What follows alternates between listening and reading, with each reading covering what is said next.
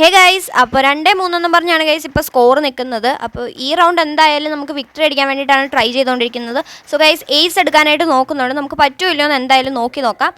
അതുപോലെ തന്നെ ഇതിൻ്റെ ഫുൾ വീഡിയോ നമ്മുടെ യൂട്യൂബ് ചാനലിൽ അപ്ലോഡ് ചെയ്തിട്ടുണ്ടാവും. അപ്പോൾ കാണാത്തവരുണ്ടെങ്കിൽ ഒന്ന് പോയി കണ്ട് സപ്പോർട്ടും കൂടെ ചെയ്യണേ.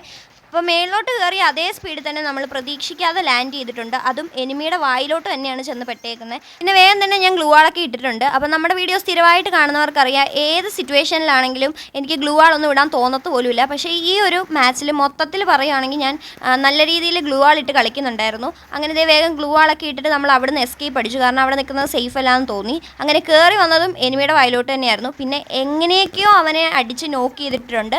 അത് കഴിഞ്ഞ് നമ്മളിതേ മെഡിക്കറ്റൊക്കെ യൂസ് ചെയ്ത് ഹെൽത്ത് ഒക്കെ ഫുള്ളാക്കി. അങ്ങനെ വന്നപ്പോഴത്തേക്കും നമ്മുടെ ടീംമേറ്റിനെ നോക്ക് ചെയ്തിട്ടാണ് നമ്മൾ വന്നത്. പിന്നെ വേഗം തന്നെ അവനെയും നമ്മൾ നോക്ക് ചെയ്ത് ഫിനിഷ് ചെയ്തിട്ടുണ്ട്. അത് കഴിഞ്ഞിട്ട് നമ്മുടെ ടീംമേറ്റിനെ റിവൈവ് ചെയ്തു.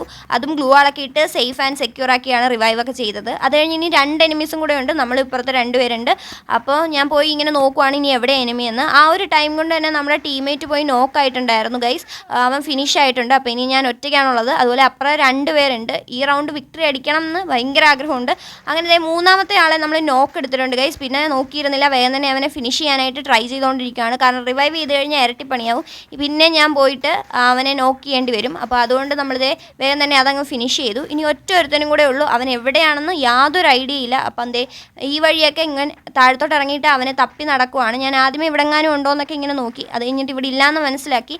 പിന്നെ അപ്പുറത്തെ സൈഡിലൊന്നും നോക്കിയിട്ട് കാണാനില്ല, അവിടെ നോക്കിയിട്ട് കാണുന്നില്ല. എവിടെ പോയി എന്നിങ്ങനെ തപ്പുമ്പോഴാണ് അവൻ്റെ വെള്ളത്തിൽ കിടക്കുന്നത്. പിന്നെ വേഗം തന്നെ ഞാൻ കരയ്ക്ക് കയറി ഗൈസ്. അത് കഴിഞ്ഞ് കുറച്ച് ഡാമേജ് കൊടുത്തപ്പോൾ അവൻ്റെ ഗ്ലൂ വാളൊക്കെ ഇട്ടു. പിന്നെ നമുക്ക് ഗ്ലൂ വാളിൻ്റെ ആവശ്യം വന്നില്ല. അതിന് മുമ്പ് നമ്മൾ ഫിനിഷ് ചെയ്തു. ക്വാർട്ടറൊക്കെ അടിച്ചിട്ടുണ്ട്.